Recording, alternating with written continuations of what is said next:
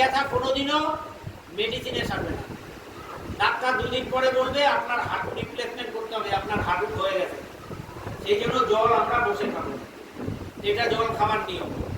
আরো একটা কথা বলি, জল খাওয়ার নিয়ম।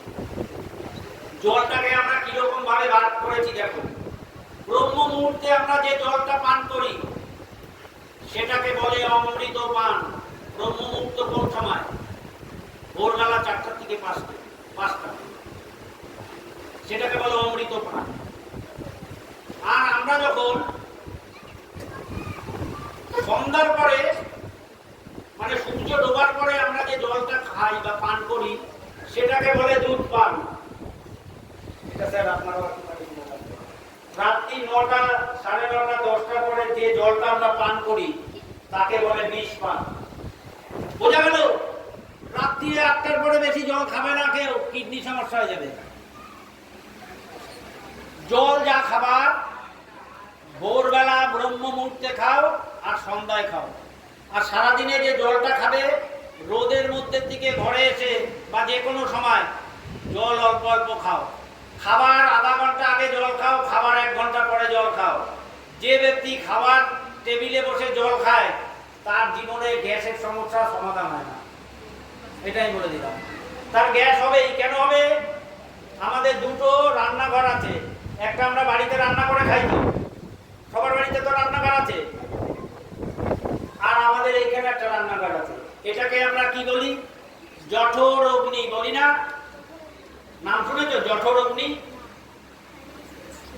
এটাকে বলে জঠর অগ্নি। তা আমরা যখন খাবারটা খাই সঙ্গে সঙ্গে আমাদের ডাইজেশন বা হজম প্রক্রিয়া শুরু হয়ে যায়। তা আমরা যদি ওই মুহূর্তে জল পান করি তাহলে কি হয়? আগুনে জল পড়লে কি হয়? আগুন নিভে যায় না? তাহলে আমাদের ডাইজেশন নষ্ট হয়ে যায়, ডাইজেশন প্রক্রিয়া। আমরা খাবার পরে সবাই বজ্রাসনে বসবো, এইভাবে দেখে নাও। এইভাবে বসলে কি হবে? 10 থেকে 15 মিনিটের মধ্যে আমাদের খাবার হজম হয়ে যাবে। প্রত্যেকটা মানুষ বসবে, গ্যাস অম্বল অ্যাসিড হবে না। সবাই বসে পড়ো, বসে পড়ো, এটা করতে পারবে সবাই। সবাই করো, যে যার জায়গায় বসে করো, যে যার জায়গায় বসে নাও। আচ্ছা, তোমরা কি কেউ বলতে পারো মানব শরীরে কত লিটার রক্ত থাকে? বসো বসো, লাইনে লাইনে লাইনে থাকো সবাই। মানব শরীরে কত লিটার রক্ত থাকে কেউ বলতে পারে? মানব শরীরে 6 থেকে 7 লিটার রক্ত থাকে।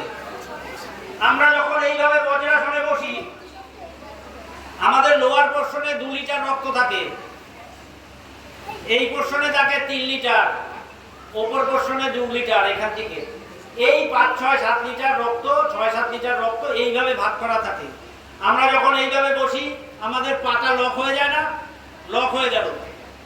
এইভাবে কিছুক্ষণ বসার পর দেখবা পা ঝিম খেয়ে গেছে। তার মানে কি? আমাদের পায়ের রক্তটা উপরের দিকে উঠে আসলো। তাহলে রক্ত উঠে যাবে কোথায়? আমরা খাওয়ার পর যখন এরকম ভাবে বলবো রক্ত কি করবে? উপরের দিকে উঠে আসবে। ও করবে কি? আমাদের শরীরে দুটো জিনিস আছে, তার নাম হচ্ছে একটা লার্জ ইন্টেস্টাইন, একটা স্মল ইন্টেস্টাইন, যাকে বাংলায় বলা হয় কোলন আর হিন্দিতে বলে ছোটা আন তার বড় আন। ও করে কি? এই রক্তটা কি করবে? ওই কোলনের চারপাশে ঘুরবে। এই চারপাশে ঘুরতে ঘুরতে আমাদের যে খাবারটা পেটে থাকবে ওটার থেকে রস বেরোবে, যেটা সেটা রক্তের মধ্যে ঢুকে যাবে। আর যেটা বর্জ্য পদার্থ জল হবে সেটা মূত্রনালীতে চলে যাবে আর বাকিটা মলদ্বারে চলে যাবে। তাহলে আমাদের খাবারটা হজম হয়ে যাবে। সেই জন্য আমরা খাওয়ার পরে 10 থেকে 15 মিনিট এইভাবে বসবো। ঠিক আছে?